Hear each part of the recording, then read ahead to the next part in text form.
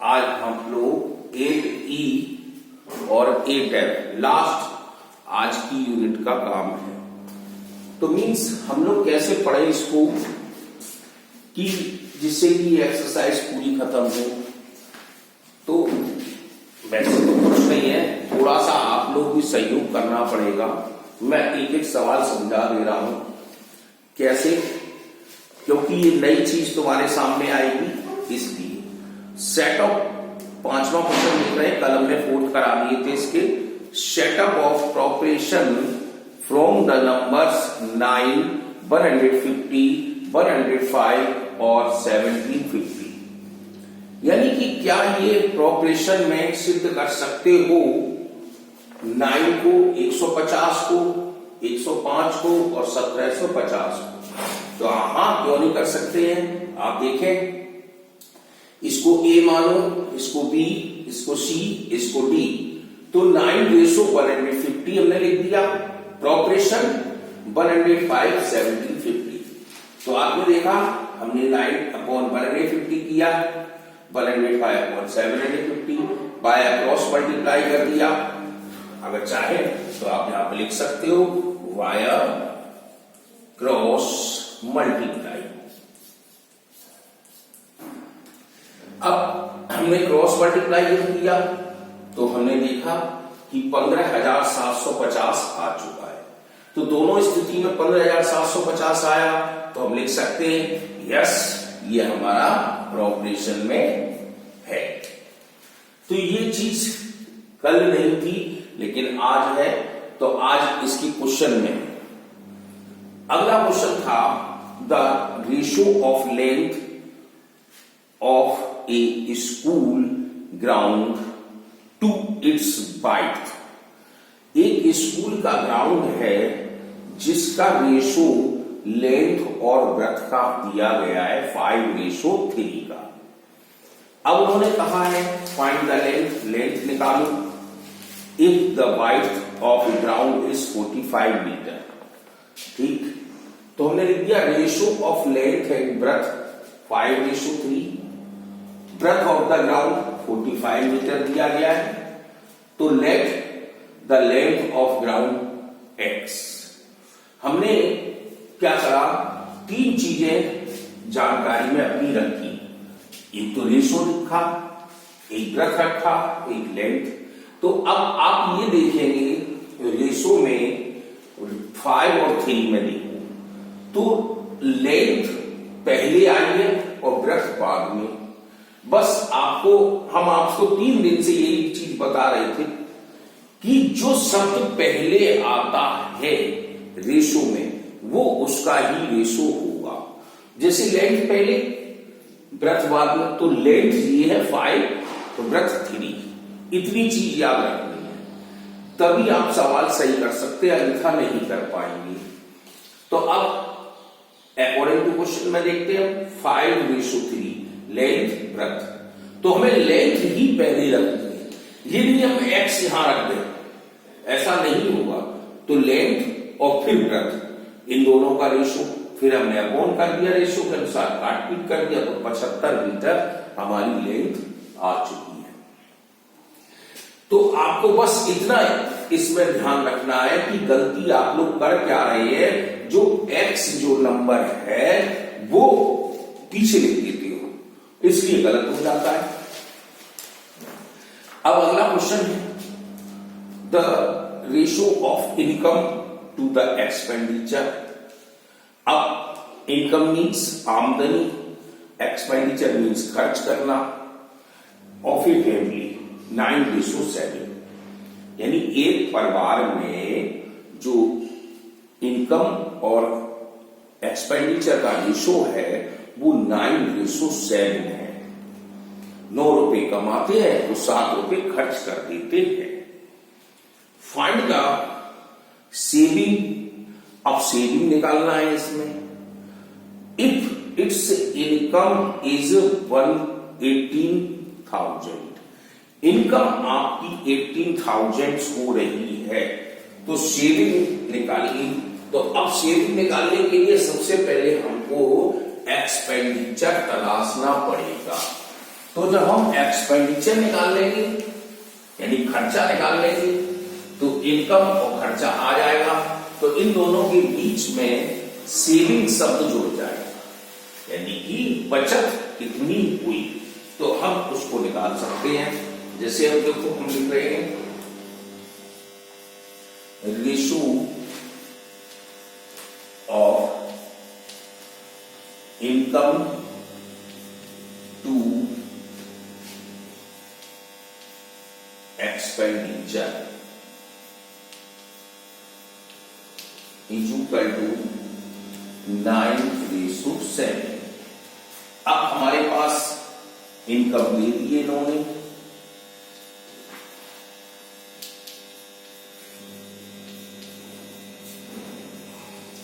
और सेविंग पूछ लिया, तो आप इस तरह से सेविंग कभी नहीं निकाल सकते हैं। तो इसके लिए हमें सबसे पहले एक्सपेंडिचर का निकाले, खर्चा कितना हुआ। जैसे लेट ऑफ ब्रेथ का निकाला था तो हम लिखते हैं let the expenditure be ₹X, यानी माना कि हमारा खर्चा X रुपये हो रहा है। क्वेश्चन 9:7, 9 इनकम है तो 7 खर्च कर रहे हैं, तो इनकम 2 एक्सपेंडिचर लिखा है, तो इनकम पहले आया है, यहां पर हम X बाद में लेंगे क्योंकि ये इनकम एक्सपेंडिचर, तो इनकम एक्सपेंडिचर 9/7 क्रॉस कर दो,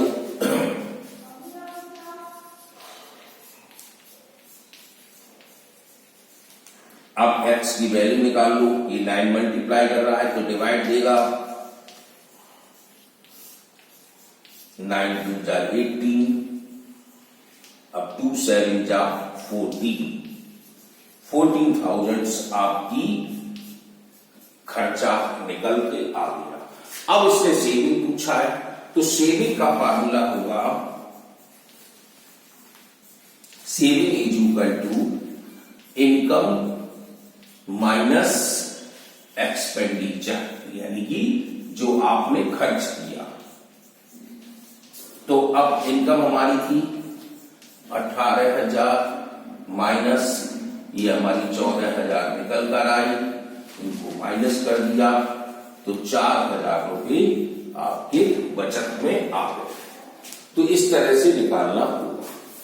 अगला क्वेश्चन देखते हैं इसी में, the distance are in the ratio 15:9, the larger 180 kilometre, तो फाइंड द स्मॉलर डिस्टेंस। बिल्कुल सिंपल है, पहले आपका रेशो जो दिया गया है लार्जर और स्मॉलर का 15:9 और लार्जर की दे दी गई है, तो हम लिख देंगे रेशो लार्जर टू स्मॉलर 15:9। अब यहां पर लार्जर डिस्टेंस 180 किलोमीटर, फिर उसके बाद लेट द स्मॉलर डिस्टेंस भी x, ऐसे ही क्रॉस मल्टीप्लाई करके निकाल सकते हैं।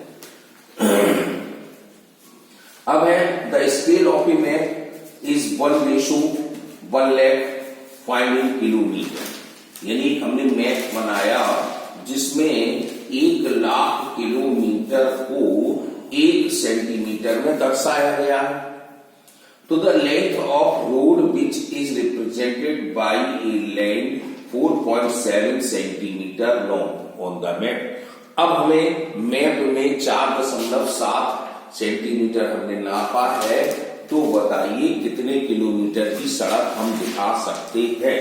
तो हम लिख देंगे रेशो किस ऑफ डिस्टेंस किसमें, सेंटीमीटर एंड किलोमीटर, तो 1:1 lakh।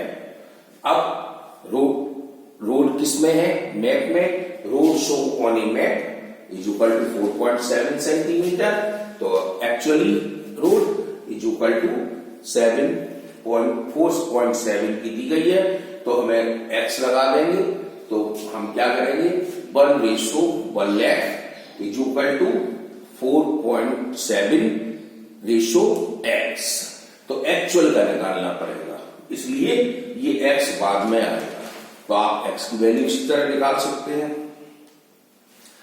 तो ऐसे ही ये क्वेश्चंस आप इसके कर सकते हैं 8E के। अब 8F क्या है?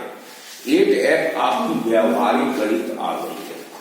व्यवहार में जैसे हम कुछ भी सामान बाजार में लेने जाते हैं तो वो कहता है 5 किलो की कीमत बताता है, आपको 3 किलो चाहिए, तो हम क्या करेंगे, तो उसको पहले 1 किलो की निकालेंगे, फिर उसके आगे। जैसे देखो पहला हम पढ़ रहे हैं the cost of 20 metre cloth 1600, यानी कि 20 मीटर कपड़े की कीमत 1600 रुपए है। यानी कि हमने 20 मीटर कपड़ा खरीद लिया, 1600 रुपए में आ गया। तो अब उसने पूछा है तो ये बताइए 28 मीटर कपड़ा हम कितने रुपए का खरीदे। तो यही चीज आपको ढूंढनी है। तो सबसे पहले आप वन में आएंगे, फिर उसके बाद आगे बढ़ेंगे।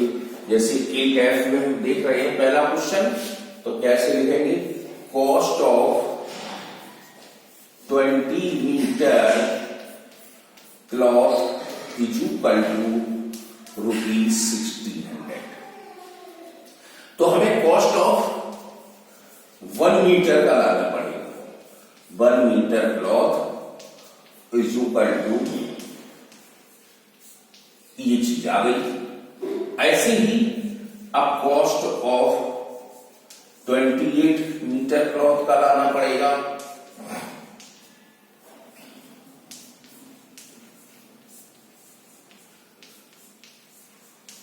ये चीज मतलब हमने क्या किया, ज्यादा थी उसे कम में लाई तो डिवाइड देना पड़ेगा। अब कम हो गई, 1 की आ गई, तो 1 की आ गई तो हम ज्यादा की निकालनी है तो मल्टीप्लाई करना पड़ेगा। अब काट कर दें, 0 से भी 0 खत्म कर सकते थे, तो 2 8 जा 60, 0 आ गया।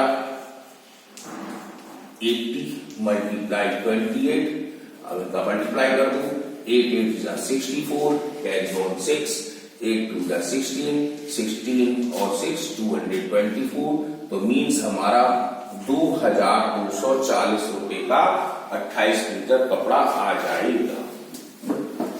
ऐसे ही है the cost of 8 kilogram of potatoes rupees 46.56, यानी 8 किलोग्राम आलू का कीमत 46 रुपए 56 पैसे है।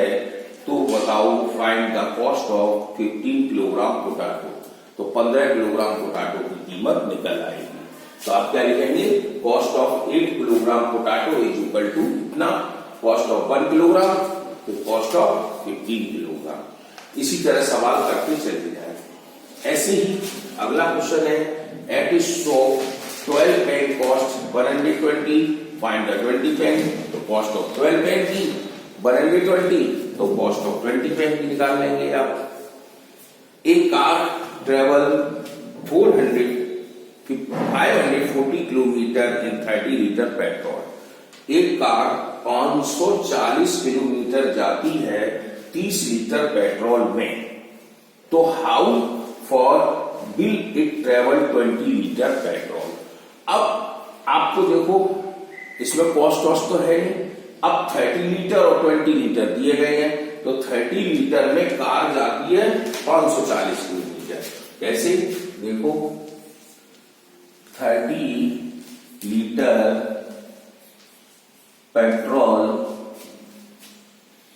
a car cover distance, ये दूरी हो गई 540 किलोमीटर। तो अब 1 लीटर में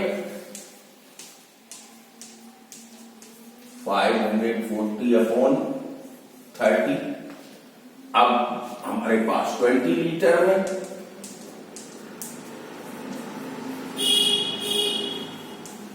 मल्टीप्लाई कर दिया, काट दो, 18 की 54, 18 20, 18 दूनी 36, 360 किलोमीटर जाएगी।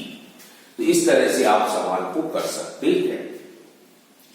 अगला क्वेश्चन है इसी में, in a factory it was found that for every 15,000 light bulb produce 60 वर्ग वोल्ट।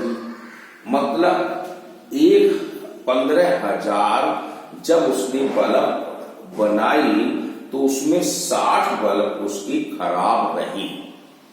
ये रेशो आ गया इसका। अब how many are likely to be found 6,000 are tested. अब उसने फॉल्ट में कितना दिखा दिया है 6,000। तो आपको क्या करना पड़ेगा, बिल्कुल इसी तरह आ जाना है। फॉल्ट का 60 और 6,000 है, तो आप लिख देंगे number of bulb fault is 60। तो प्रोड्यूस बल्ब हमारे पास 15,000, तो पर में 15,000 अपॉन 60, तो 60,000 में 15,000 अपॉन 60 मल्टीप्लाई 6,000। इस तरह आप क्वेश्चन कर सकते हैं।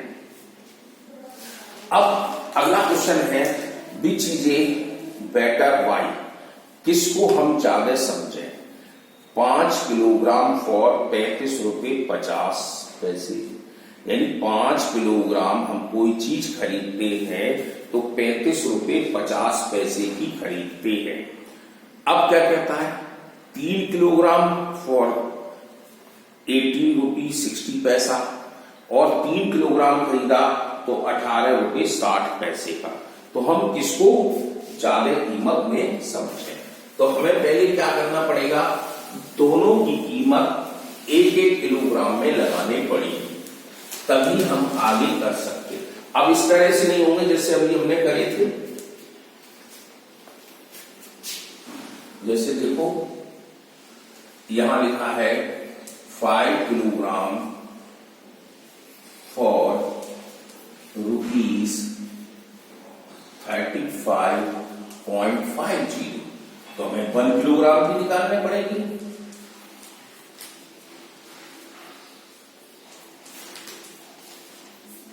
इस तरह से अब हम काट देंगे यहीं पर 5 7 35 0.550, तो रुपीज हमारी 7 रुपये 10 पैसे का 1 किलोग्राम आ गया। अब उसने कहा है कि 3 किलोग्राम फॉर रुपीज 18.60, तो 1 किलोग्राम